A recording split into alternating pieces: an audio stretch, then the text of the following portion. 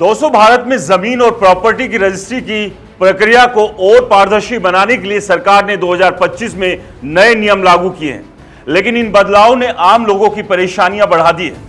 नए नियमों के तहत अब रजिस्ट्री के लिए कुछ अनिवार्य डॉक्यूमेंट्स की जरूरत होगी, जिसके बिना रजिस्ट्री प्रोसेस पूरा नहीं हो सकता।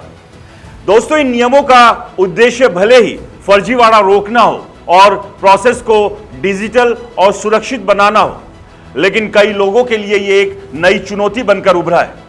आइए जानते हैं क्या है ये नियम और कौन से डॉक्यूमेंट्स बन रहे हैं बेहद जरूरी। सरकार ने रजिस्ट्रेशन बिल 2025 के तहत 117 साल पुराने रजिस्ट्रेशन एक्ट 1908 को पूरी तरह से बदल दिया।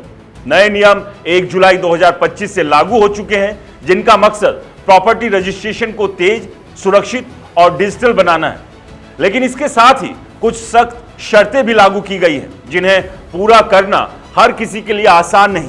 नए नियमों के तहत जमीन रजिस्ट्री के लिए कुछ जरूरी डॉक्यूमेंट्स जरूरी कर दिए गए हैं, जैसे पहला, आधार कार्ड और बायोमेट्रिक सत्यापन।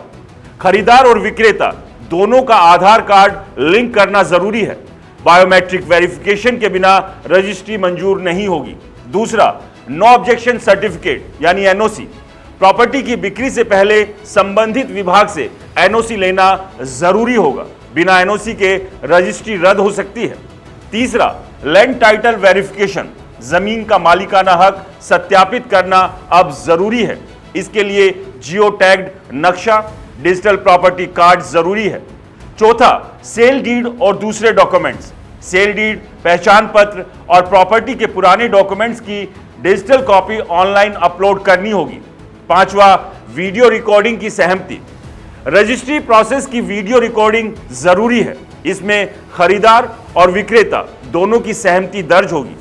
नए नियमों के तहत रजिस्ट्री प्रक्रिया को पूरी तरह डिजिटल कर दिया गया है। अब रजिस्ट्रार ऑफिस जाने की जरूरत नहीं, लेकिन ऑनलाइन पोर्टल पर डॉक्यूमेंट्स अपलोड करने, डिजिटल सिग्नेचर और ई स्टैंपिंग जैसी प्रक्रियाएं अनिवार्य है। दोस्तों, ग्रामीण इलाकों में इंटरनेट की कमी और तकनीकी जानकारी का अभाव लोगों के लिए बड़ी समस्या बन रहा है। हमारे गांव में नेटवर्क की समस्या है। ऑनलाइन रजिस्ट्री के लिए आधार लिंकिंग और वीडियो रिकॉर्डिंग जैसे नियमों को पूरा करना आसान नहीं।